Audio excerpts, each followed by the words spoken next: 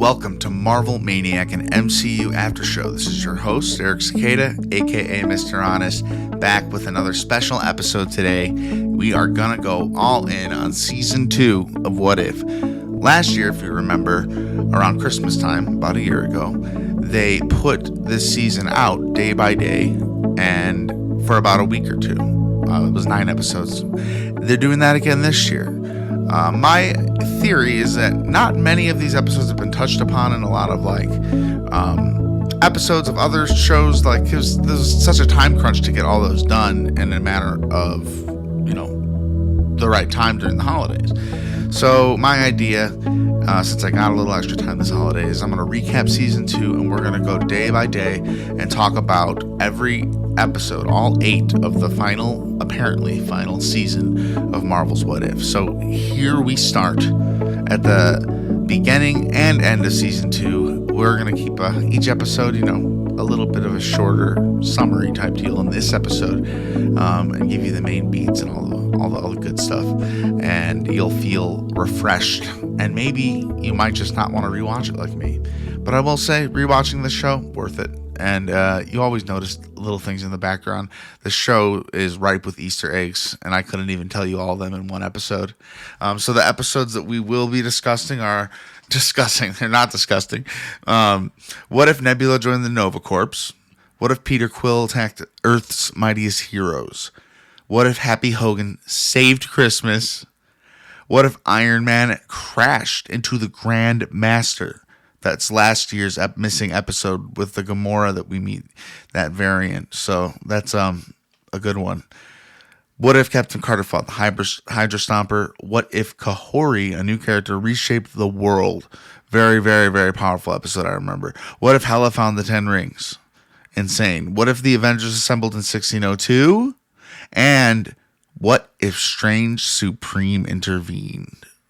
So, without further ado, let's start the first episode. What if Nebula joined the Nova Corps, the army of Xandar, who we meet in the Guardians of the Galaxy, the original one. This is the planet that Thanos decimated in our timeline to get the Power Stone. I don't know exactly if the Power Stone was on Xandar in this timeline. It's a very different timeline. We have 100% variant things happening in this episode. We start with Yondu's death. There's clearly a story between them. Ronan betrayed Thanos in this timeline and won. So she got kind of ousted out of her evil empire. And you know who saved her was Nova Prime. I maybe am missing the part where she met Yondu. However, he is an influence on her, and he's kind of like her guiding light in the episode, which I really like. Nebula's got like a narration thing. It's kind of like a detective type episode meets Guardians of the Galaxy, because we get a little Groot in this one.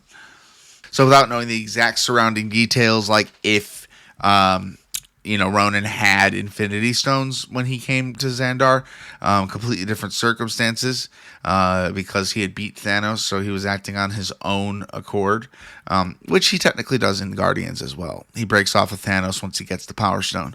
I would assume something like this might have happened earlier. This seems like it's like around the 2014 timeline we see in Endgame, and obviously the ones we live, like the time of the beginning of the Guardians of the Galaxy.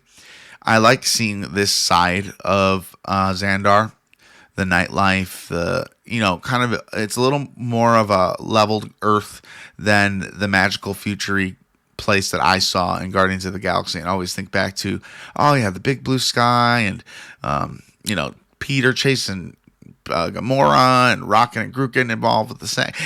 I just thought very lightly of the location. Even in the big fight, it was nice, big, blue, and beautiful.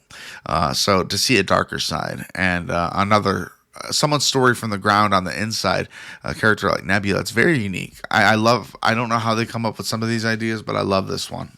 So we get that little recap about how Nebula joined the Nova Corps. Nova Prime helped her in. Like, she was literally like floating in space, and Nova Prime brought her in and helped her join for her own gain. at the end of the episode, we find out Nova Prime is actually a bad person, and they're trying to open the shield and let Ronan in and win and do whatever he wants. This is 5 years since she closed the shield, and her excuse is that Ronan offered her same position if she let her in. She used Nebula in this episode so much so that Nebula got completely betrayed at the end nearly. Thankfully, she was smart enough to outsmart Nova Prime. Nebula uses Yondu's arrow in this episode like a freaking pro. I love it. There's some really fun fight scenes. I like Korg being in the episode. We have the character from Captain Marvel, Yanrog, I believe that's his name, and Nebula's awesome. We'll do a Nebula themed episode if I get like any requests. I mean, we could talk about Nebula's whole story through the MCU. It's cool to see her in a different position and a story surrounded around her, opposed to her being a side character, antagonist. This show gives Nebula that a few times, and I really like that because Nebula is a great character. I'm just thinking of her dancing in the Christmas episode of Guardians of the Galaxy. I didn't even mention it in that episode. I forgot, but like she's doing this dance at the end, and I'm like, I love it. I love it. She puts all her heart into that role. So yeah, like I said, they kind of make an Avengers type situation, but they go to the core of the planet and they solve some mysteries. Howard the Duck is involved, and there's an episode next season where Howard the Duck gets married. I believe that premieres on Christmas, so we'll have some fun talking about that. I don't know much about Howard, but I will be looking into him. I'm sorry for any spoilers, but if they're episode title, I mean, that's how it's always been. Yeah, so Nebula triple crosses Nova Prime. Nova Prime tried to get Nebula really to do what she did, was to download all the information of the planet and the details and what's going on. And Nova needed her to do that to get the information out of her head because she had no way to do it without Nebula. But in that process, Nebula triple crossed Nova Prime, betraying her, and Ronan starts to enter the planet as the shield goes out, and then Nebula shuts the shield down as the giant ship is coming in. It looks like Thanos' ship. I bet it's the same ship, though, from Guardians of the Galaxy is my guess. After that, there's a big chase scene between Nova and Nebula, and Nova dies. And she dies like Mufasa, except there's like no redemption or nobody liked her. It's kind of funny because we do know this character from Guardians of the Galaxy, and she's nowhere near an antagonist. It's interesting to see how, if we explore her character a little more, that what she might have turned into, or what she could turn into, the bad guy. The shield opens at the end of the episode to a beautiful sky, and Nebula kind of mirroring her father's ending to Infinity War, appreciating the sky. She won. She freaking won. And it kind of ends on that positive note. And from that positive note, we move to the next episode, which doesn't have as necessarily a positive note to start with. It's what if Peter Quill attacked Earth's mightiest heroes as a kid. They explored a little bit of the possibilities of Peter not joining the Guardians, and it seems like most universes where he doesn't join the Guardians, he somehow makes his way back to his dad. This episode has a lot going for it. Peter Quill is the center, and it's not the Peter we know. It's the kid version. He still has some Star-Lord in there. There's a couple of references to like who he grows up to be, but this is definitely him being so young. And sat on the path by the end of this episode to be just a very different version of Peter.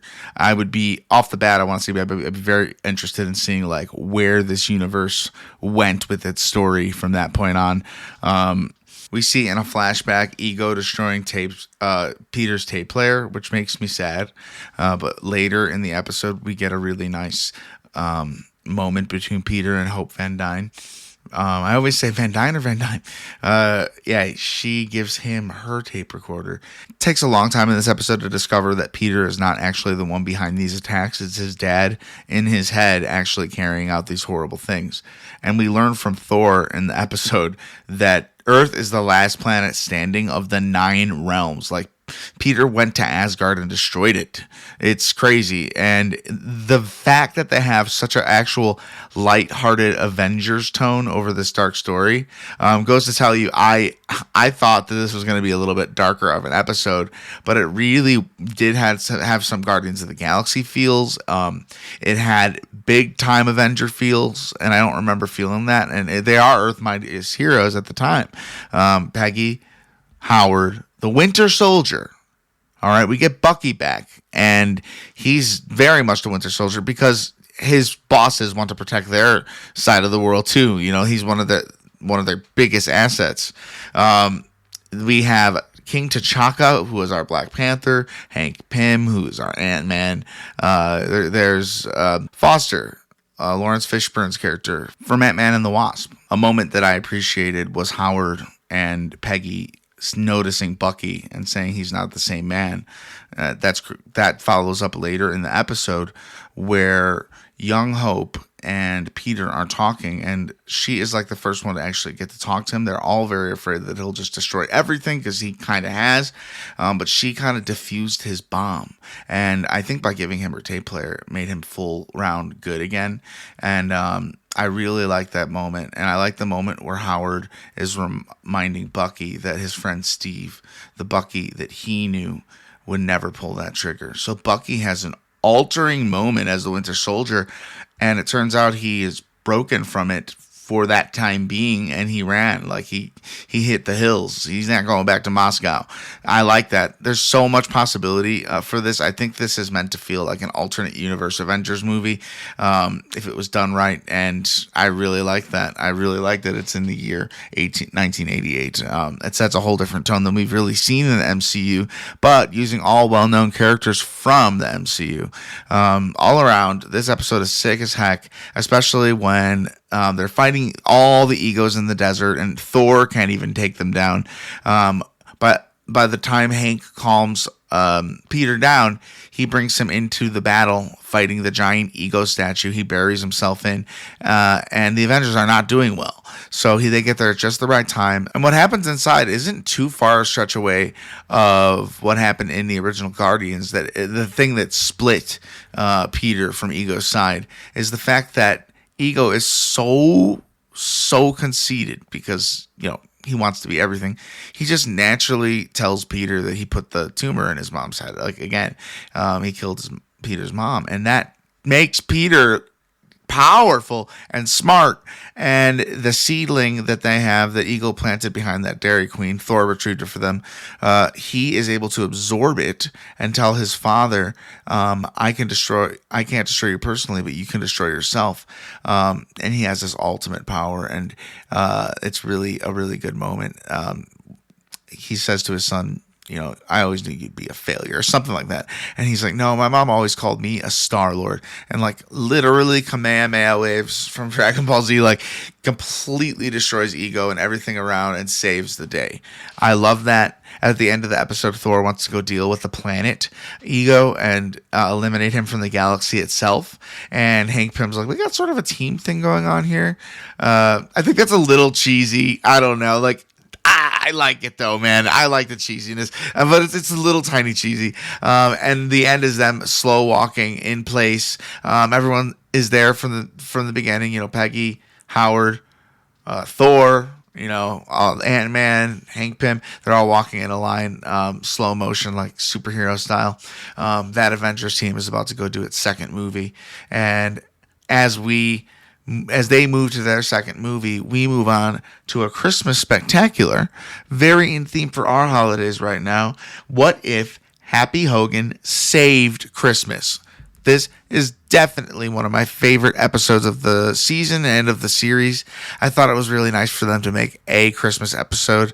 I don't think there is one next season, but I am okay with that, considering if it's the last season, every episode should have its own theme, and it's cool that we have one What If episode at least about Christmas.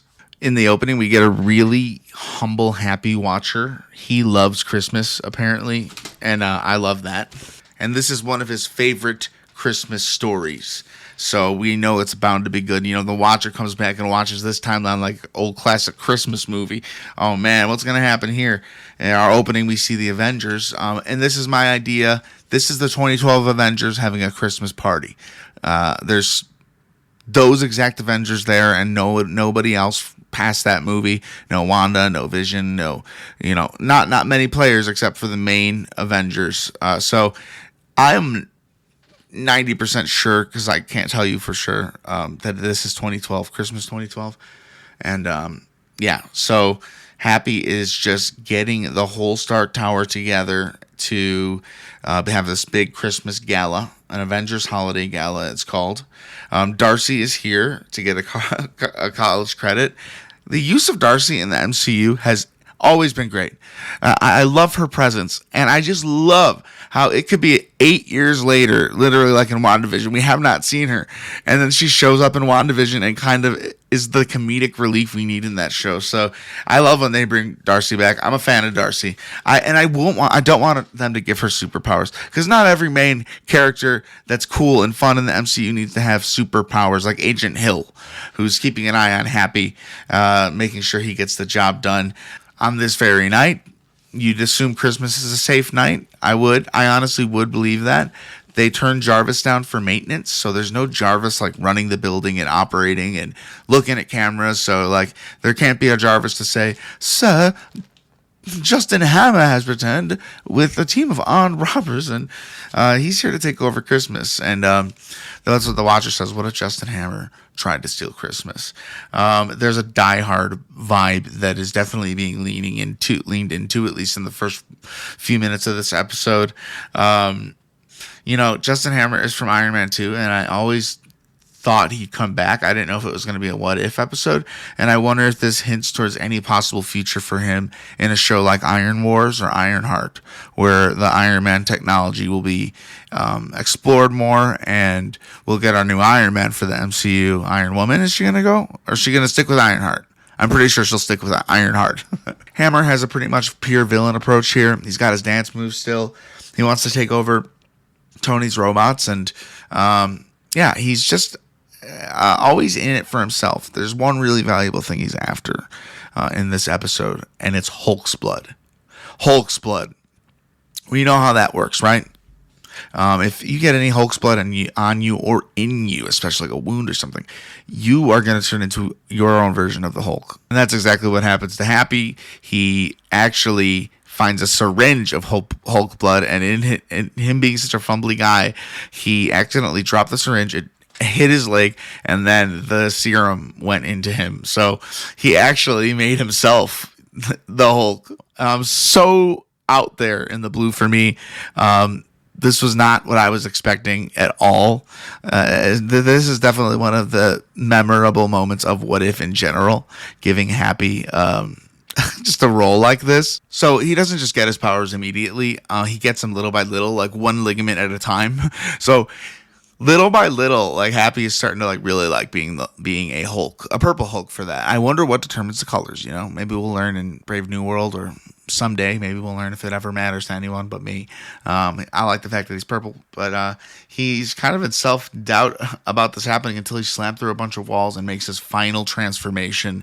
I think that's when it hits him. Darcy is the on-the-ground support in this episode, and like I said, I love her. She brings a lot of lighthearted moments, and she just makes the episode lighter in general completely. Their plan is to get Jarvis back online, and I think that's a great idea. We need Jarvis right now. I like how he can actually talk as the Hulk right away.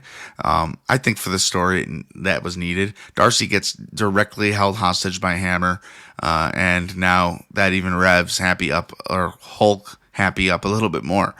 They couldn't just make Happy the Hulk and not have insane action scenes destroying all the Iron Man suits. It's a pleasure to see. The Avengers Tower has been through so much; it needs to be repaired again after this episode. Just as you think Happy has it as a W, we get Justin Hammer making another evil attempt at stealing the Hulkbuster armor, which he suits up into and seems to be pretty comfortable maneuvering. The Avengers show up, and they actually even do like the cool freeze frame as they're flying into the building, like they did in Age of Ultron. They have a pretty cool fight scene of everyone going at him, and even then, Happy's holding his own. They try to get Hulk to join the fight, and Bruce is just like, "No, you guys got this." He's eating a Christmas cookie. Just little Christmas touches in this episode just makes it all heartwarming. I love this time of year. Darcy finally gets the message across that it's Happy and not the bad guy. And the bad guy, she points towards Justin Hammer in the Hulkbuster suit.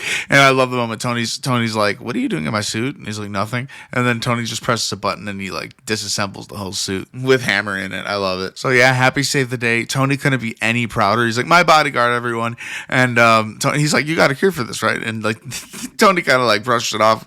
He definitely doesn't have a cure for this. And I love the end. They all go out to eat together, and there's a fire in the tower, but nobody seems too worried about that. And just at the end of the episode, Thor comes down and he says, "Merry Christmas to all, and where is everybody?" And then it cuts to the Watcher, and he's like, "And to all a good night." Yes, the best Christmas episode ever. There's not a post-credits per se, but at the end of the credits, if you stay there, Darcy has some dialogue. That's all I'll say as a little Easter egg. So from a Christmas miracle to a whole other planet for one of our characters. This episode 4 is called What If Iron Man Crashed into the Grandmaster? Right at the very beginning, unlike the other episodes, we get a bit of a recap because this is the lost episode from last season, season 1. We knew that this version of Gamora had turned good. However, I really wanted to see her origin, and I even heard of the plot of this exact episode around the time that the season 1 was ending, and it was true. Like, this is what the episode was supposed to be. I'm assuming they just needed more time to make it. I don't know why they're canceling this show. I'm going to say it 5 times this episode. I mean, I just don't want them to end What If. I like What If so much. But we're not going to talk about what is coming in the far future. We got to talk about what's coming now. We got a whole season coming out in a couple days. When you're listening to this, maybe on the day. As much as this is Gamora's episode, it is Tony Stark's episode. In my opinion, for the most part, he's the main character. Yeah, I mean, for the most part, he's the main character of this episode. Maybe that's another reason why they didn't want to air it. They wanted to maybe give her more of a role. I'm just speculating here, though. It doesn't really matter much because I think the episode turned out great. I didn't mind the fact that it was kind of a prequel to the Guardians of the Multiverse. I mean, this could have technically happened even after the Guardians of the Multiverse. I mean, in a way, if they rewrote it differently. However, I really liked the episode just for what it was, which was like an Iron Man mini-movie. I don't know if they've had the same voice actor for Iron Man. If they do, I think he really improved his Tony Stark impression this season. I don't know if they underestimated in the first season how important that was to his character to, like, have the Robert Downey Jr.-ness about him, and I feel like they kind of nailed it in this episode. And I love the concept for this episode. It is so interesting and fun, and it brings you back to the nostalgic time of 2012 original Avengers, and you literally watch Tony barely make it back to New York through that to that wormhole, which gives some traumatic PTSD. It makes me wonder if in this show, the way this went down, it seems like he overcame everything. I think he might be returning home with no PTSD, if not maybe a little. But the fact that the end of the episode, you've seen it. He gets Gamora, aka G, they're friends at that point, to take out Thanos with this fiery stick, the melty stick that the Australian lady, who is the Grandmaster sidekick, uses to melt people. That is also a main character of this episode. I love the Mad Max kind of race theme to it, and I love the Thor Ragnarokness. I know I'm making like words up, but they use influences from a few movies, and to have Iron Man's character in the world of the Grandmaster and to see them interact, a lot of fun. This episode moved quickly because there was races, and there was like 2 full races, a little bit like the pod races in Star Wars Episode 1, but not as much. I don't know. I mean, they're very similar. They're life or death type races. People die, and that's like kind of what a lot of people seem to be watching. However, we find out that once Iron Man literally crashes into the Grandmaster. Like, he didn't crash next to him. He didn't land out Sakaar. He fell through his window at his feet. We get to see the Iron Man and his story of the missile and destroying all the Chitauri was a pretty big deal intergalactically, because there's like intergalactic television or something. There's actual like the footage of him holding the missile on like their news. So he's kind of famous coming in here, and the freaking Grandmaster calls him Metal Mojo Man, and I can't stand it. I love it. Like, in a way, the Grandmaster is ignorant. He's a fun villain, but he's like pretty evil. You know, he does some pretty mean things. Like, at the end of the day, he's a lying, cheating meanie who has like kind of a funny personality. There's a Grand Champion that are introduced, and it's like this giant pig monster, and somehow gets to chasing Tony, and Gamora saves Tony. So, you know, Gamora could have just like killed Tony right there and then, and she's aware of who he is. She might even be there to pick him up. Forgive me if I'm missing the reason Gamora got there, but I think she's there for Tony. If not, she got stuck there somehow, and I don't know how that is. But hey, fate. What if, you know, anything can happen? So this is one of a billion universes that the Watcher can handpick for us, where this type of thing happens. I mean, I don't know if Tony and Gamora ever spoke or ever speak. No, never. They've never spoke in the movies together. So it's kind of the essence of what if it really like sits in this episode, because it's two characters you wouldn't expect. Also, Valkyrie. The Valkyrie and core about it all, in like that they're in it.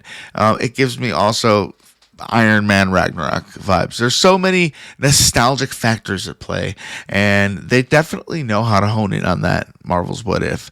I think this episode was made with a lot of care and love to the character of Iron Man and Tony Stark and our RDJ's legacy.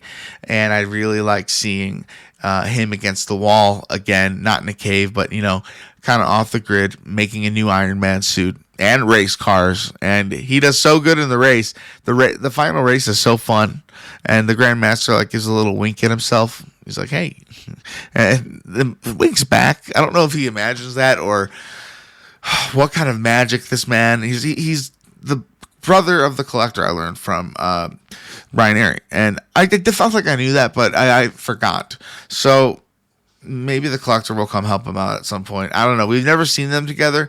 I imagine there's going to be like one movie where they're going to both be antagonists. I don't know when. They could do this anytime. This is a good backup movie for like right after the multiverse saga, something like that. But that's just fan theorying. That's almost all we can do. I got Ryan Airy's like Jedi like talk in my ear. It's like, that's all we can do is speculate. He said something like that. So despite Gamora saving Tony, she lets him know that, look, I can't leave here without you. My dad knows who you are and what you did. He's like, your dad, and she's like, Thanos, and he gets to learn who Thanos is then and there, and kind of act on it in his frame of time that he needs, because Thanos isn't coming for him. He's confident that his daughter Gamora will probably bring him back, which she does. But not really, because she brings the fiery hot stick thing that I mentioned, that the Grandmaster got melted and he was cheating. And the melty stick fell out of the lady's car and melted him. And he kind of liked it. So weird. He's such a funny character. I believe that was Jeff Goldblum coming back to do the part, if I'm not mistaken. I'll be honest, I was a little surprised at where Gamora was at the beginning of this episode. She's still completely loyal to Thanos, and the story, more or less, is the whole story is Tony trying to convince Gamora, who he sees good in, that she doesn't have to do things for her father. She can make her own choices. And Tony's influence on Gamora completely reshaped this universe, because it takes until the very end of the race for Gamora to help Tony win. And it does look like at the end of the episode she brings him into Thanos, but she uses that stick, the melty stick. So many fun little moments and quirks in this episode. I definitely recommend going back. I'm realizing as I record here, I'm going in a lot of detail, and I'm trying to just keep it kind of more recappy. So some episodes might come off shorter than others. This could have been my favorite episode, but I'm talking about it half the time because there's a lot of action in it. And heck, you've seen it. So it's just a little refresher. That's my halfway through. That's my narration. We're not halfway. Are we halfway? Yeah, we'd be halfway through by now. So this episode, I'm not going to rate them because I haven't been, but it's like a 9 out of 10 for me. There's really nothing super like weird that happened that made me think, this is not feeling right. That's what I like about this show. I can not taste. I can imagine a room full of people passionately arguing and creating something that can be canon to the MCU and pay complete respect to the characters we know and love. They did not want to drop this ball. So from there on out, I don't know where the Infinity Stone Crusher thing comes into play. Maybe that was something they were trying to work into this episode and they never got to or decided not to. But Gamora has an Infinity Stone Smasher. And at the beginning of her episode, in the last season, where we see the outcome of this episode. So that, I don't know if we'll see Gamora again. I know we don't see her again this season, at least like in terms of the Gamora we know. Nostalgia for, Thor Ragnarok and Iron Man and fun space adventures is one thing, but having to deal with your own, let's say, Winter Soldier situation against a former lover, what if Captain Carter fought the Hydra Stomper is a pretty big cornerstone episode here of this season. And I mean that in terms of action, in terms of payoff, because there's not too many continued stories in this show. It's what If does, which I really do appreciate, is they do give us those one-offs sometimes. And there's other times where we'll get to see Captain Carter, who appears to be the protagonist of this entire show, in my opinion. The Watcher is not obsessed with her, but, he says something along the lines in this episode of like, I don't normally do sequels, right? But not every universe has a Captain Carter. Similar to last episode with Gamora, we get a little bit of a flashback of Peggy Carter, Captain Carter, her story in the MCU. And one of my favorite parts of the episode, it's just the homage. All right. I love what they did where they show a little bit, we've seen them. We were teased this episode. So Widow and Carter were on the ship when we saw them in that post-credit scene. But in this episode, we get to see a little bit further back and them doing their event, the Avengers, them fighting Loki and the Chitauri army. And there's so much funny, witty banter between Widow and Carter, especially in this episode. Definitely would recommend a rewatch on this one. I would actually recommend a rewatch on this whole season if you haven't seen it since last year. It's not essential viewing though. Don't feel bad about like wanting to watch season 3 because you pretty much remember. And also this is kind of why I'm going over it too. I'm not gonna remember everything from this season if I don't watch it again. And you'll get the main beats in this episode if you don't feel like watching it. You'll just get my you'll just get me with it too. Yeah. So this definitely combines different movies, different aspects for different movies, which make it a really fun mashup. This is Winter Soldier meets Black Widow, and those two movies are very close to one another. Black Widow is in both of them, but the Red Room wasn't the enemy I was expecting, because in this universe, instead of taking off the armor keeps him alive. And what he does is destroy every Hydra base known before he got taken by the Red Room. So he technically saved the world from Hydra as well in this universe. Yeah, I don't know when he got like completely turned by the Red Room. I would like to guess that little piece of info is probably somewhere in the episode I just watched. This episode's so good, and I'm trying so hard not to make long, overdrawn recaps in this episode. But this is, honestly, I don't have that much to say because there's so much that happens in this episode, but most of it is like action scene after action scene. It feels like we're in the middle of the movie. We're definitely in the middle of the season at this point. So they're amping up the stakes. They're giving us more cool set pieces. The buildings that the Hydra Stomper clash through with Peggy riding him, and I just love the whole thing. I like how he turns when they go to this creepy mannequin town.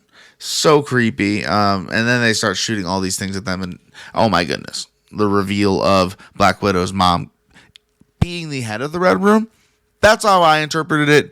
That guy, what is his name from Black Widow? That bad guy, who made Taskmaster's dad. I can't think of his freaking name right now. Chekhov's daughter. Yeah, I don't know if that guy's up there, but he's dead now if he was. So either way, the Red Room is destroyed in this episode by Steve. I know I'm jumping all over the place. There was an old Bucky in this episode who became Secretary of State. It's nice to see Bucky have a nice timeline where he's not having to be the Winter Soldier. Unfortunately, like the universe must summon some sort of bad entity from some big crime syndicate to literally brainwash someone and have them commit horrible crimes. So he did play the role of Winter Soldier, but he did it for the Red Room, which I find pretty interesting and unique. And the self-sacrifice from Steve is beautiful and sad. You can see the life is barely left in Steve. It does remind you of Winter Soldier with Bucky. Oh, he's changed so much. They definitely could have put a little more emphasis back in Captain America on Bucky, but I don't think they knew how big of a role he was going to play, or they wanted to downplay it because they wanted you to be surprised when you found out he's a Winter Soldier. I mean, for all the comic book readers, they probably figured that out by then, but for me as just a movie seer, it took a long time for me to realize. But yeah, I like that. I like the camaraderie of Widow and Carter. I get this like ride or die type deal with them. So even like way closer than Natasha was with really any of the other Avengers that I know of. She was pretty close. I mean, who knows what happened off screen? The Avengers did missions off screen. Like Age of Ultron, it was the end of like them doing and taking care of a bunch of Hydra bases, and that was just the last one. So we know there's a couple off-screen missions, which I think is pretty cool. I really wonder and really hope if Captain Carter will have some place in season 3. I really want to hope that the fact that there's only 8 episodes instead of 9, that there's still room to kind of conclude that story. That's really the only character of the Guardians of the Multiverse that I want their resolution. I imagine everyone else went back to their own lives. Maybe we can't bring back T'Challa Star-Lord because that was voiced by Chadwick Boseman. I mean, I think that episode is beautiful in its own right. And that's like a perfect example of why this show is so good. Rest in peace, Chadwick Boseman. I still love that episode.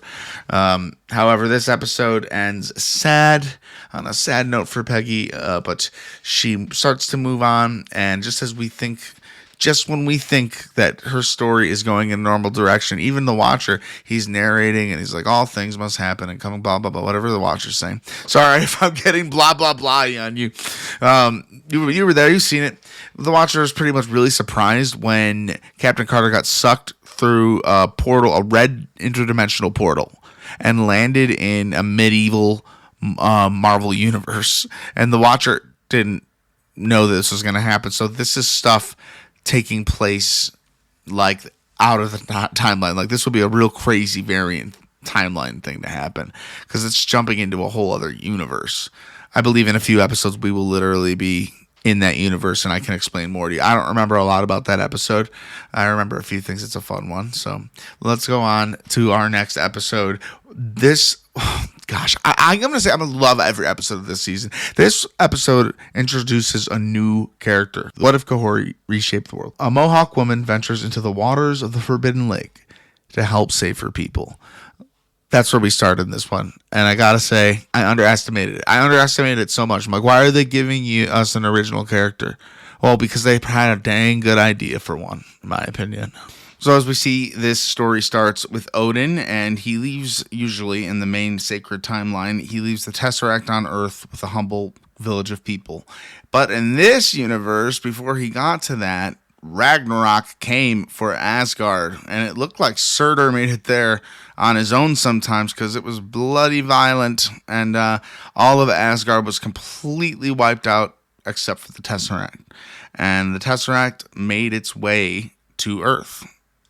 Our protagonist of this episode is named Kahori. He comes from and speaks the language of the Mohawk tribe, a real tribe that did indeed exist.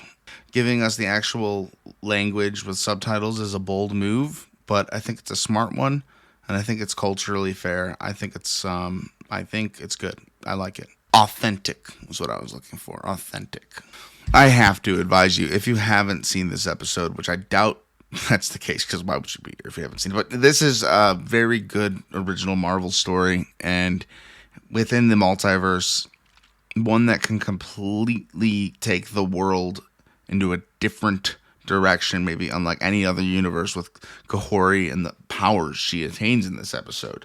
There's a forbidden lake. She was searching for it with her brother, but then they stumbled upon a cave when they were running, and they found the real lake, and it's where the Tesseract landed. And the lake and the Tesseract have sort of bonded into like one essence, I guess you'd say. So the water contains all the power of the stone, and we don't know anything about the Infinity Stones. It's funny that the Infinity Saga just introduced the Infinity Stones, but we didn't get to learn how they came to be, or like what they were all really capable of individually, like the Soul Stone or the Mind Stone. No, we get a little bit of that with Loki and stuff. Soul Stone, most importantly.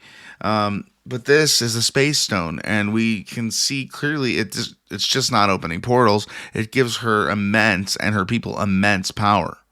And it's awesome to see. And it happens very quick, because these shows, they don't draw things out.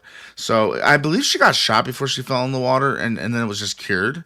And once she gets in there, this guy welcomes her. I didn't take his name down. There's a lot of hard names in this episode, so it was no nothing against that guy. He was just the guy who welcomes her and kind of like introduces her to the culture and gets to see her become the like freaking general ruler type. Kahori becomes such a cool character so fast. I mean, she's always cool, but she becomes like the most powerful version of herself so quickly, and she's such a leader.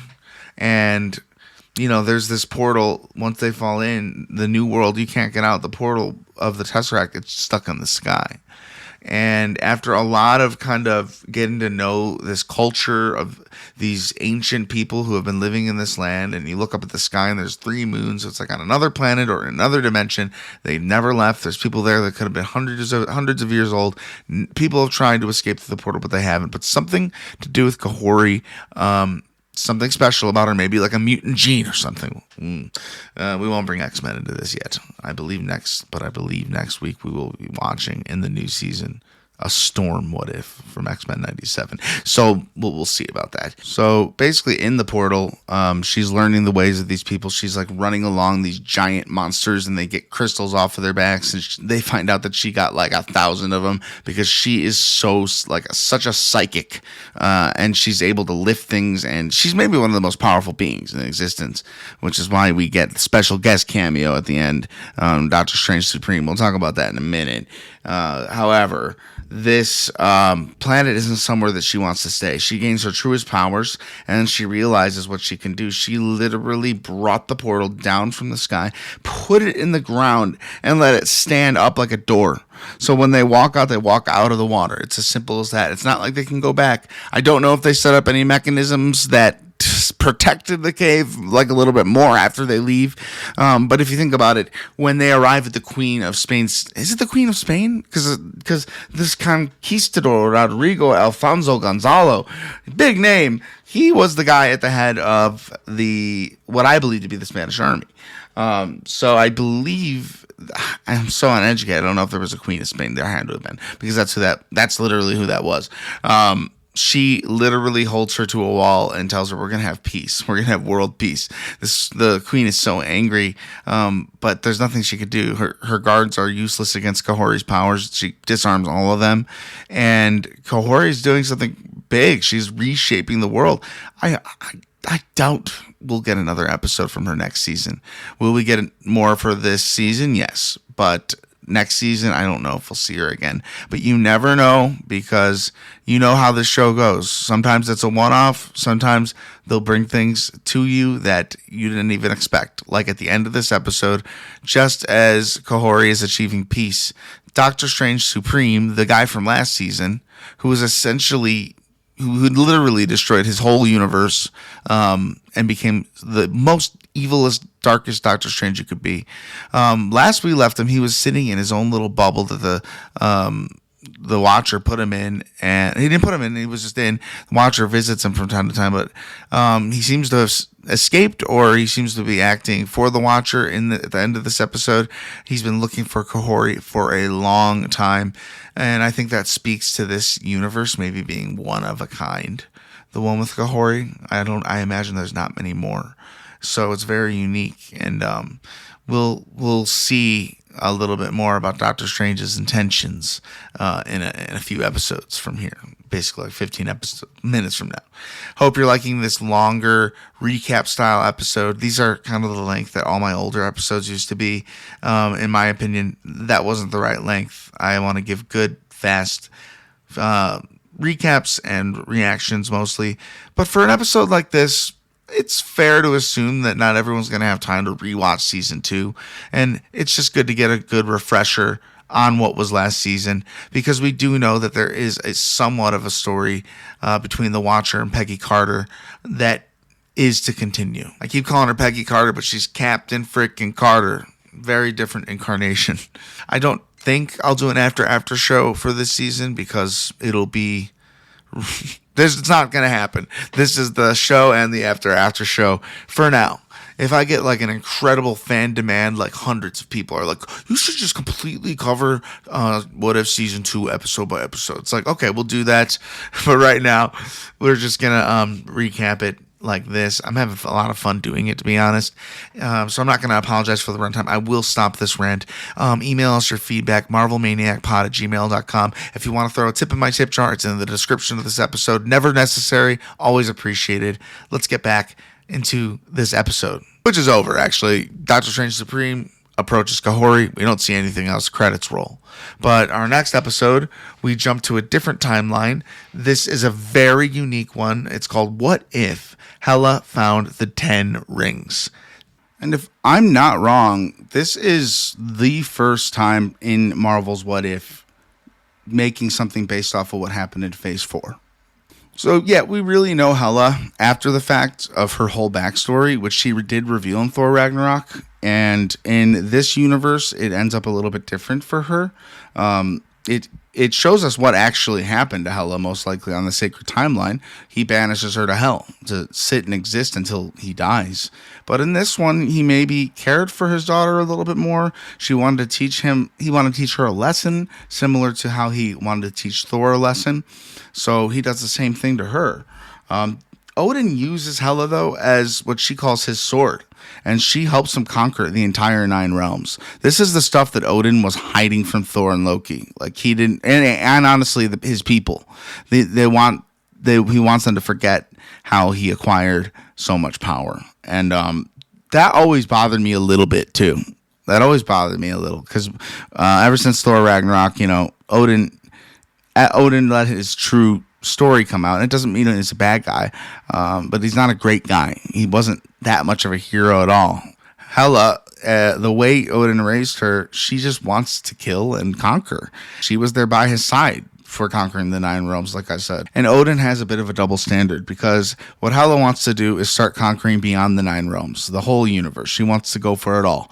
I am seeing this for the first time, because we get to see their dynamic, their relationship. We never see Odin and Hela talk. This is a really interesting episode in that we can see kind of what happened on the sacred timeline and where it branches off. And where it branches off is Odin doing to Hela what he did to Thor in the Thor movie. So this episode sits like a Thor movie and the Shang-Chi movie.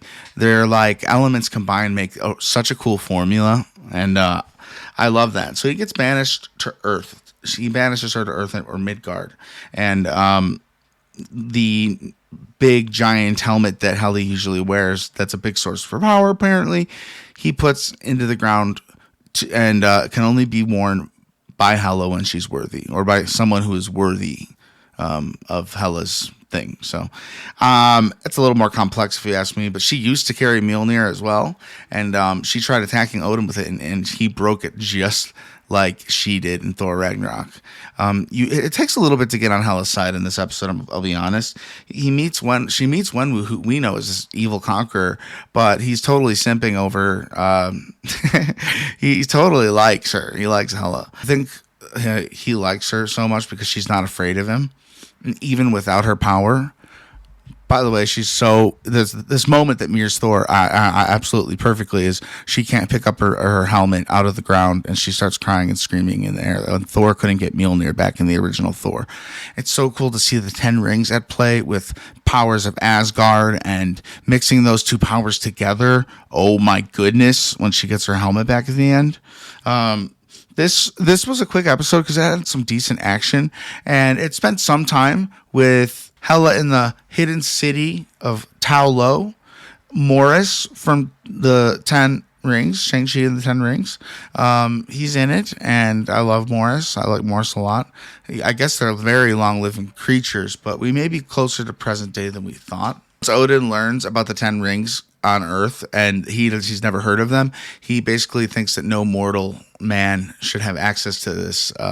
So when he arrives, Hela knows he's coming because she sees the Bifrost, I believe, and she has to leave Ta Lo, where she's being trained by, who I think is Shang-Chi's mom. I don't think I said that, because she totally beat the heck out of Hela when she got there. And Hela did like a training montage under the beautiful skies of Ta Lo and became a centered, peaceful person. She's changed. Ta Lo changed her, seeing the beautiful dragon, seeing that other world, seeing people put their lives on the line to protect a place and no one knows they exist.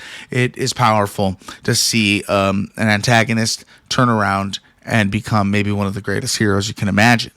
I still think that she might fight some of those evil tendencies, but however, I see by the end of this episode when they're fighting Odin, this insane fight. There's no way I could describe it to you, but it felt like an Avengers movie where Odin, Wenwu, and Hela were all fighting each other. Those two against him. The 10 Rings got some great action. The action scenes, Hela twirling Odin's staff and stuff. All this cool stuff makes me think the editors and the animation, they put a lot into this. I hope they hold it to the same standard for the final season. And please don't let it be the final season. By the end of this episode, Odin is defeated, and Odin is such a bad guy in this episode. You really get to see like that side of him that was under all the artwork. Hela actually was used. So to think of her as a hero, like I never would have thought of that, but watching the story and seeing what she is like capable of, or what one person making a difference and change can do. Them writing at the end saying, the Watcher saying they had an alliance throughout the cosmos. She wants to retake the 9 realms and make them free. So she wants to undo her work. And she has an army, and she's basically riding a horse in space on the Bifrost with Wenwu and their army. And who do we see? We see big man Thanos showing Gamora, things need to be perfectly balanced. That's all they should be. At that exact moment in that flashback, we see them coming for Thanos, and I don't think Thanos makes it out of this. So this universe is completely changed. Like by the time we get to present day, everything could be different. There might not even be an Iron Man. There might not be a Tony Stark. This shifts the whole universe. I really like this timeline. No wonder the Watcher likes this episode so much. Do you think the Watcher looks at it like episodes? So Hela getting Odin's staff, I almost missed saying that. That was very cool too. So when we go from the 10 Rings and the powers of Asgard to another multiversal story that starts for us the end of this season. That's episode 8, What If the Avengers Assembled in 1602. Captain Carter tries to undo the anomaly that strands familiar heroes and villains in the year 1602. That is our actual episode description. I meant to do that for every episode, and I did not. However, we got them here for these last 2. So this is the home stretch. While this is kind of a unique episode, the presence of Peggy Carter in it will lead us really smoothly into this finale. Right off the bat of this episode, we get to see Loki giving us some classic Shakespeare. To be or not to be, that is the question. He keeps going on. Tom Hiddleston is a treasure, and we need more of him. And I don't care about if Loki season 3 has to take place on jet skis, in Hawaii and making no sense at all. I just want Loki back. I want more. Anyway, this is really cool to see. This is Hela on the throne along with Thor. Along with Loki being an actor, and they're all watching him, and Thor's very bored of his acting, and they seem to be unified and ruling, and I like that dynamic. You don't really get to see a lot of those characters together except when they're fighting on the big screen. In the last episode, we had a little bit of Hela, so why not have a little bit more Hela, since everyone's probably loving her by now. There's green rifts opening up in the sky, and people are falling through and really being absorbed up into it, which is very confusing in that of itself. What is this portal? We get Nick Fury classically saying, it's your time, Cap, and Carter comes out and saves the person from getting sucked into the rift, which I think is cool. I like seeing her with Fury, even though she probably has her own Fury and her own life and her own world, but she's been summoned here. And of all people who do get sucked into this weird wormhole, green portal in the sky, is of course Queen Hela. I'm just saying how excited I am, that they're all together, and we're going to take that rug right out from under you. And this actually turned Thor into king. He wasn't the king yet. Now he's King Thor, and he has his sister's staff. It looks similar to the scepter that Loki carries, but it's golden and it's got a green stone in it, so it's a little bit different. So just in the beginning, Thor blames Captain Carter for this, that Hela got sent to the afterworld and now he's king. So it turns into Thor becoming a mad-like king and sending everyone after her because he believes Captain Carter is cursed and the reason that all this is happening. So the king, Thor, actually had Scarlet Witch, we know how powerful she is. She's a good version in this one, hopefully for the whole episode, right? But Wanda opens a portal, summoning a hero, and Peggy/Captain Carter is the one that fell out, and she started fighting for their cause to save their world. And back to present day, she's being chased by all the guards because Thor can't accept that bad things happen and it's not Captain Carter's fault. I love how the Watcher was narrating Peggy on the run, and at one point he's like, she's all alone with no one to run to, no one to turn to, and she's like, I could hear you. Like, I love that. I love that fourth wall. It's like a third wall break. I don't know, but the acknowledgement of her being able to hear the Watcher and him being surprised by that, that's just a good bit of comedy there. The Watcher offers Peggy his hand, and he wants to take her back to her homeworld, but Peggy's not down for that. She wants to actually solve the problem. She wants to save people. We get 1602 Happy with a nice little mustache.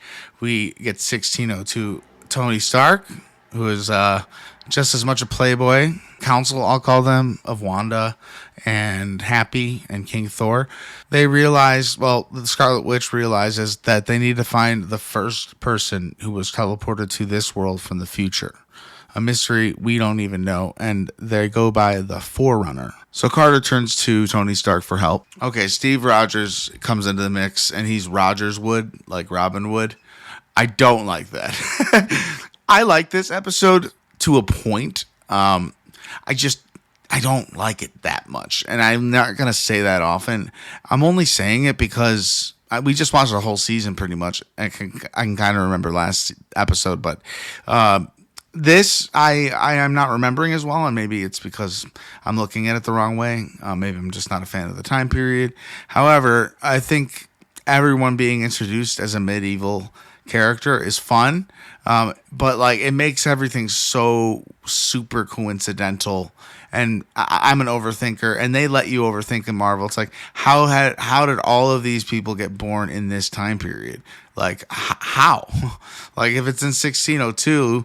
That makes no sense. That all those people would come back to that time. That's that's the only criticism I have. I shouldn't even be laying down criticism, but it's I gotta be honest about it. Scott Lang and Bucky Barnes are also in Steve Rogers' company.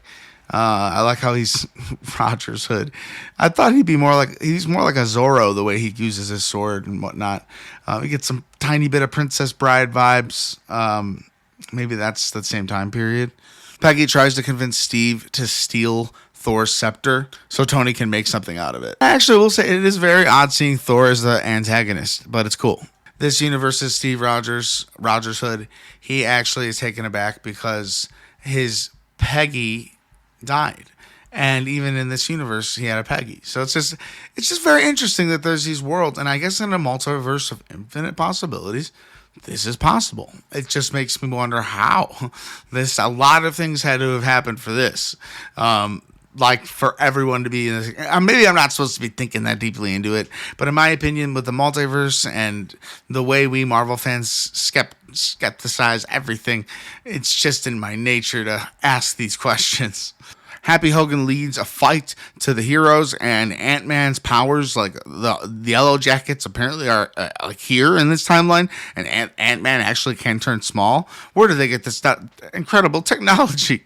Captain Carter with a sword is just it. It is just it. Happy Hogan arrests Peggy Carter after a big fight, and you can tell that he's trying not to become the big purple Hulk from the Christmas episode. So I guess there's other universes where Happy Hogan is the Hulk, or his version of the Hulk. I want him in live action. I don't care what you say. I want him in.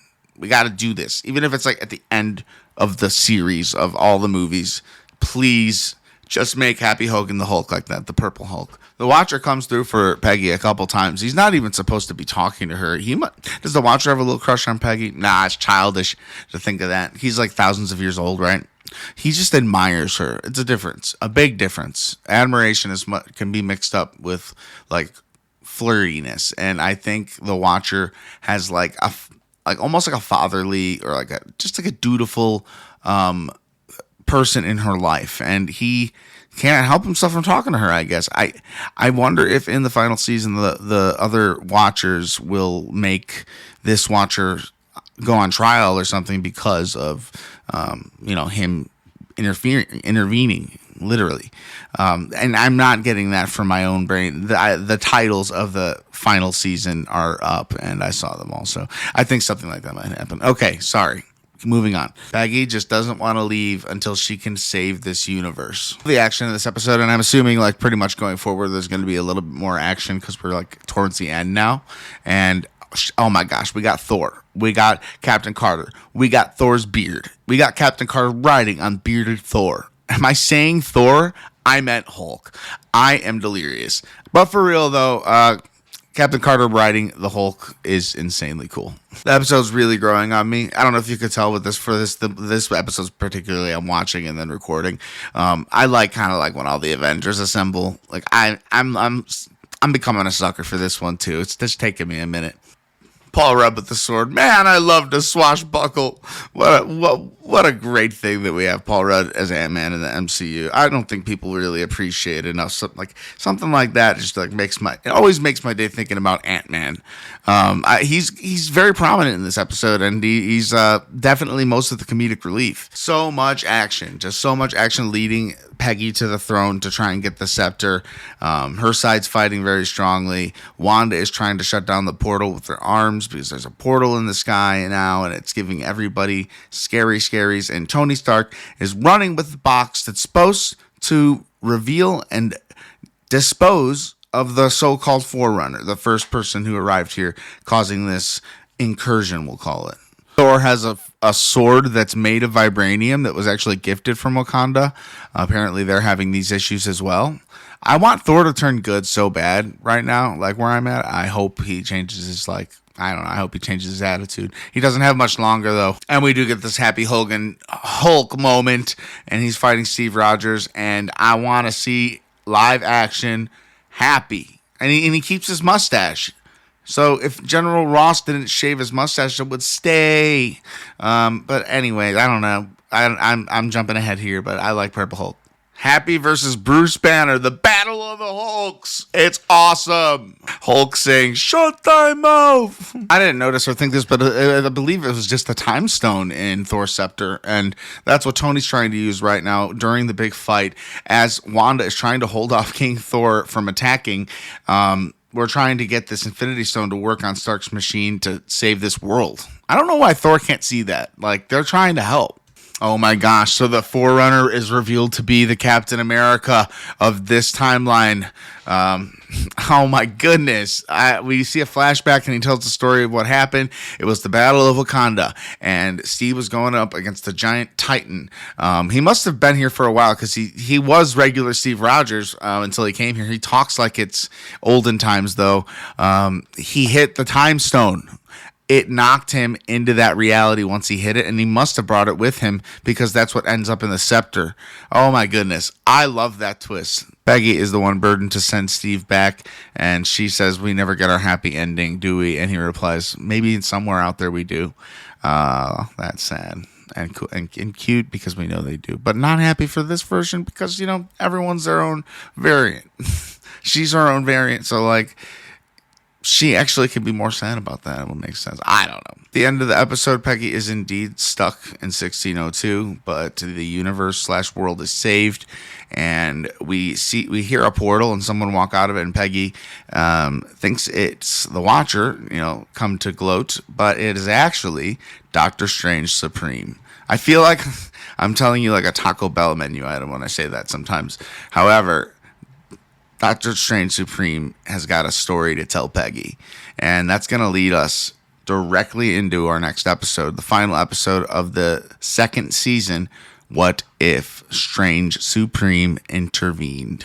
This episode gives. It is a incredible finale, and there is a lot of action, so likely not that much of a recap, but the main points are there. Doctor Strange Supreme, he ain't good. We always knew he was bad, but you definitely thought that he had turned a new turned a new corner. Maybe that's what I was going to say. And in this multiverse, he actually was a hero in the Guardians of the multiverse that happened in season 1. So he has a layer of trust with people like Peggy Carter, who is actually just stranded in 1602.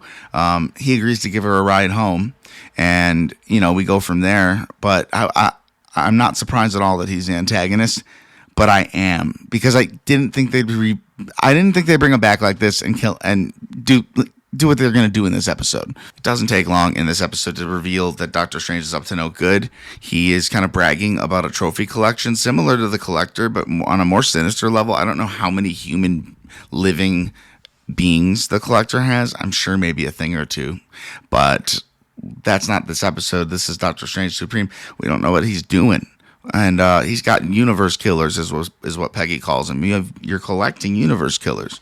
Kind of like a Steve Rogers aspect that Peggy gives us, where she's not catching on that Doctor Strange is kind of a bad guy, and she wouldn't even believe that, even though she asked multiple times to go home, and he said he just needed her help with one thing, and he says it's to catch someone. That was her guess, and she thinks she's very smart for that. She agrees to help, and we do learn that the person she's set to catch is Kahori, who I'm really excited has returned for this finale, but at the same time, don't want her to die or get hurt, because I want to see where her story goes. So Peggy's sent off to an alternate world, followed by the Watcher, and in this world, Peggy Carter or Steve Rogers didn't survive, and the Hydra team won, and they took over the world and destroyed it. And this is where she's searching for Kahori, who she doesn't know exists yet, and they don't speak the same language, so hopefully there's they're going to figure that out. The Watcher, tries to remind Peggy one more time that you shouldn't be intervening in the affairs of other universes. It can, cause a lot of chaos. We know incursions. And the thing is, I don't know if the Watcher knows what Doctor Strange Supreme is doing. I assume he does. But if he doesn't, he's just very oblivious to the fact. But I think he does know what would happen if she goes back, because he says, I'm afraid to narrate what comes next. So I don't know why. I guess he technically is talking to her, but not intervening. And he's intervening in a sense, saying don't do this. You don't want to go down this road. However, I thought the Watcher is fair ground to talk to Doctor Strange Supreme. I bet maybe he's afraid of him. So Captain Carter and Kahori do run into each other. They have a little bit of a battle/race. Kahori is insanely strong and lands some good punches on her. And to my surprise and everyone else's probably, she speaks English now. Kahori says, "I'm guessing he asked you to help save the multiverse." She definitely knows that Doctor Strange Supreme is evil and he is a universe killer. Kahori catches the shield that Captain Carter threw at her, and it was a pretty cool catch. It reminded me of Bucky catching it in The Winter Soldier before Steve even knows it's him. So just as they meet, Kahori is telling how Doctor Strange Supreme is lying to them, and they get fallen into one of Doctor Strange's magical traps. So just as they land, Strange Supreme is blasting Kahora with all his energy, and she tells Captain Carter he's not just taking out the bad guys, he's going for like noble heroes as well. He's creating a huge collection. He's feeding everyone to the Forge, she says, and we're going to learn in a bit what the Forge is. And it's revealed that Strange is not trying to save any multiverse. He's trying to use this Forge to recreate his world so he can get back to Christine. I thought he got through this and worked through this when his universe ended, but you don't. Once you go bad, Doctor Strange, you don't go back. It seems it's just from the movies, and this is a prime example. Doctor Strange goes bad, he is just gonna stay bad. He helped in the end of last season. However, he just manipulated that to get Peggy, and it's his own trophy. Here's my personal thought, though. He really wants to like get the exact same universe back by sacrificing all this stuff. If he can traverse the multiverse, can't he, as Doctor Strange, like literally search timelines, maybe one in which she lost to Doctor Strange, instead of all of this nonsense? It's kind of along the lines of Thanos, because there's an easy way Thanos could have used the Infinity Gauntlet that we've been talking about. Like, why not just double the resources of the universe instead of killing half the universe? There's no reason in particular. He just feels that his plan is better. I was talking with my friends, and we were Dustin, TJ, and I think it was Dustin saying, yeah, it's interesting. Like, if you look at it that way, he might just be out for power. Maybe this is the one universe that actually the snap happened in. Also was brought up to me recently. All cool theories, and I like the idea that even though Thanos was on like this hero's journey in Infinity War, if you looked at it from any other correct direction, he's horrible. He's a bad person, and he kills people because he thinks it's right. He's not the judge or the executioner. We got on Thanos again. I'm sorry. I can't help myself. This episode's going a little extra long, but I'm having fun talking about the episodes. I hope you're enjoying if you're still listening. The after shows for next season, they'll most likely be 10, 15, 20 minutes max. They'll be short, reaction-based episodes since we'll all have just watched them. This is more of a recap episode. I think I've said this like 5 times. I haven't done an episode like this in a while, or maybe at all. Maybe, I summed up the Guardians of the Galaxy with TJ, but nothing like this, like a whole season of a show. So this has been fun. It's taken me a day or two, but let's just talk about how this finale wraps up and lead us straight into the new season. As Doctor Strange is attacking Peggy, she realizes she should throw her shield at the things that are being locked, like the people and the villains and heroes that are being locked up in their cartridges, their packages, their little rooms. She's breaking them all out, and I see something in a case that is literally a gunslinger Loki, like a cowboy Loki. I like that. Man, I love Loki. I want more Loki. They realize that they need to destroy Doctor Strange's forge, where he can't get his sweet Christine back. He doesn't deserve it. He should have learned his lesson the first time. So their goal is to take out that forge. Not even going to lie, if you're going to watch any episode before the new ones, watch this one. It's so good. I can't even begin to go into the detail and the amount of like cameos and hero appearances and villain appearances and most likely comic book references, like this giant double-sworded Hulk. There's so many things, and it's chaos. It is a prison break, as Peggy calls it, of universe killers. This is so much action. Watch it right before you watch the new one if you can't watch the season. We get the return of zombie Wanda, which is scary and terrifying. Marvel Zombies coming out next year, late next year. We'll talk about it. It'll be a fun, spooky thing to cover for Halloween, I'm guessing. But I don't expect The Walking Dead to show up. Not like the show, the zombies. I did not expect that in this episode since they had it in the last finale. However, they are probably trying to amp up Marvel Zombies a little bit by doing this. Hela commands all the zombies and demands them to kneel before Surtur, the Thor Ragnarok guy, the fiery man with the big sword.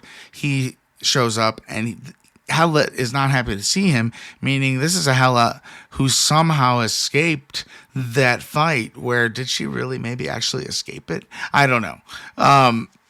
but they have a history, so they fight each other, and that's how they kind of slip away from that battle. My man Thanos makes a cameo. He has the full Infinity Gauntlet. He's about to snap him away, and he gets disintegrated and snapped by Killmonger from season 1. He is back in his full Infinity Gauntlet, Infinity suit. Couldn't have Tony Stark just made something like this to stay alive in our universe? He was ready to sacrifice himself for the greater good and get that hero legacy down, you know?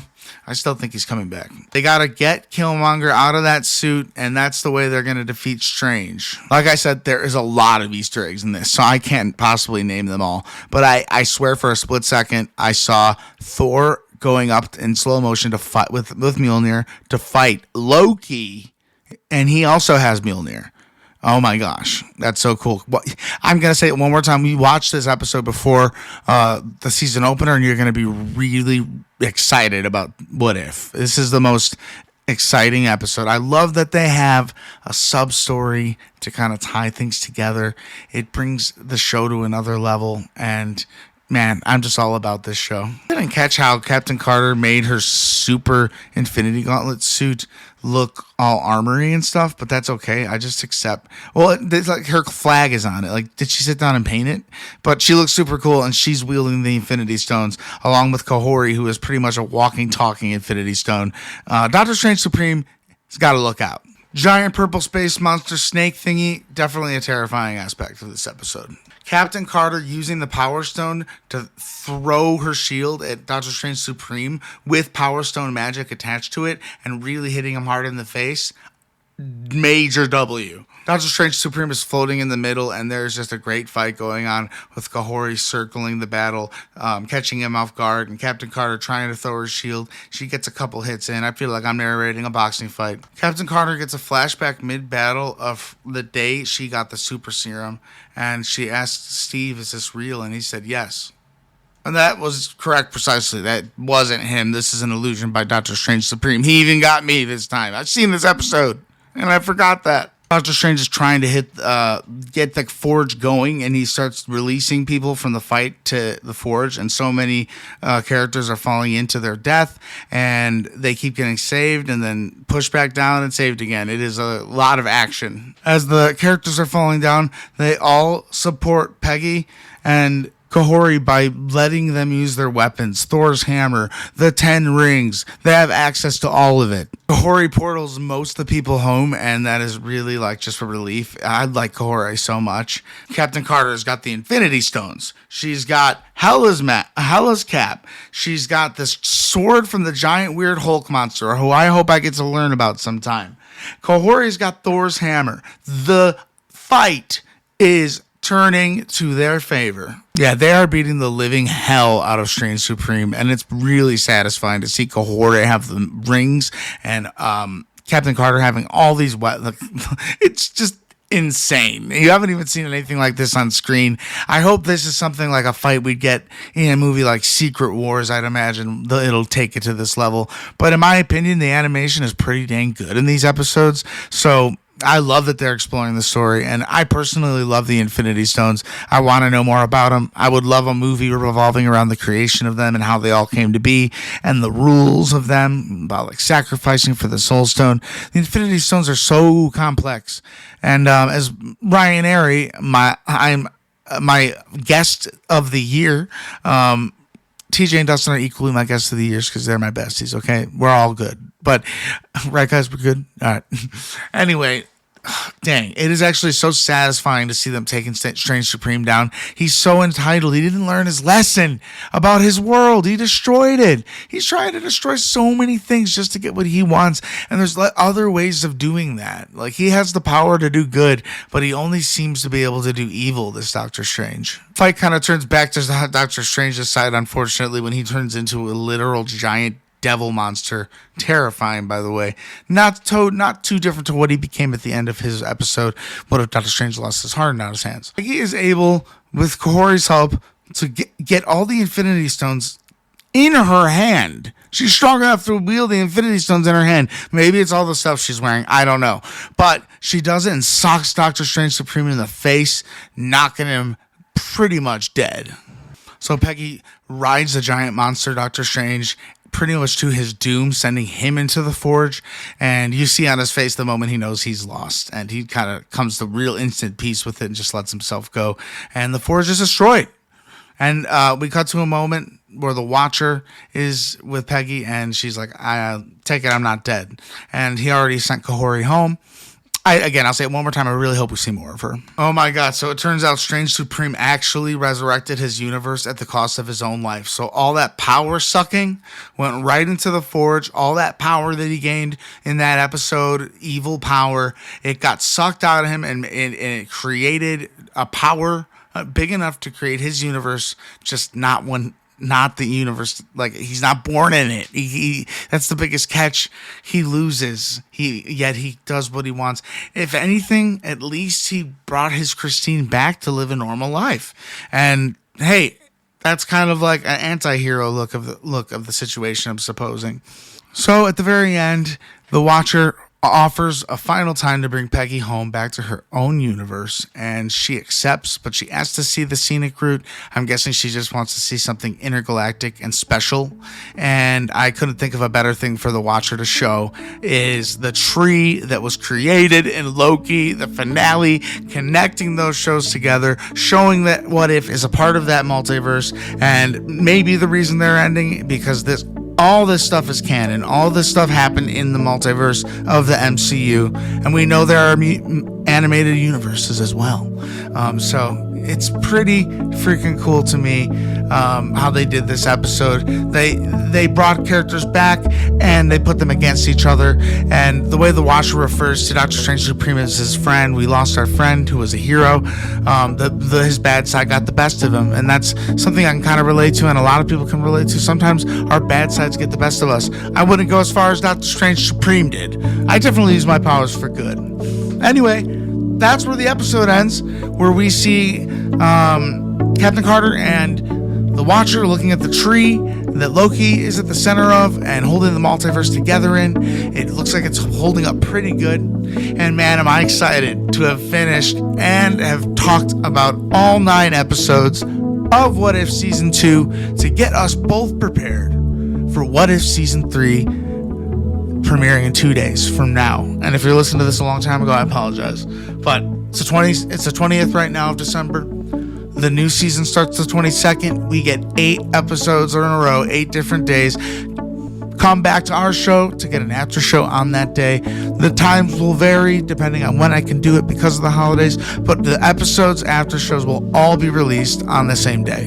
So I can't wait. I'm really excited. This has amped me up. How about you? MarvelManiacPod@gmail.com. What was your thoughts on season 2? Are you ready for season 3? There's a tip jar button in my about section. Never expected, always appreciated, and I'm so looking forward to spending this cozy little holiday season with you and watch all our fun little Marvel characters come together. I don't know why I'm calling them little.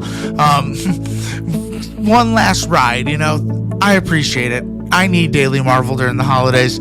I think it's a good idea to have them all air like this because it's a lot of fun, and I'm looking at all these 8 episodes titles and they look like a blast. So we're going to have fun talking about them. Thank you for being here with me. If you're still here, we're hitting the hour and 22 minute mark. We usually don't go this long, but this was a good episode in my opinion. We recapped everything and that's all I got. So until next time, Avengers, disassemble.